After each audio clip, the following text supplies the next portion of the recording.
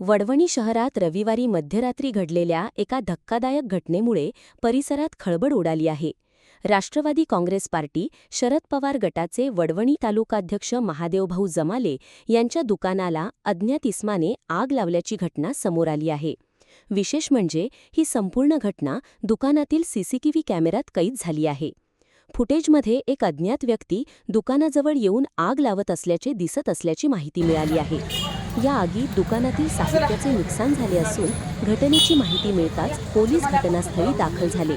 पंचनामा करण्यात आला असून सीसीटीव्ही फुटेजच्या आधारे संशयिताचा शोध सुरू आहे. या घटनेमागील नेमके कारण काय याचा पोलीस सखोल तपास करत आहेत.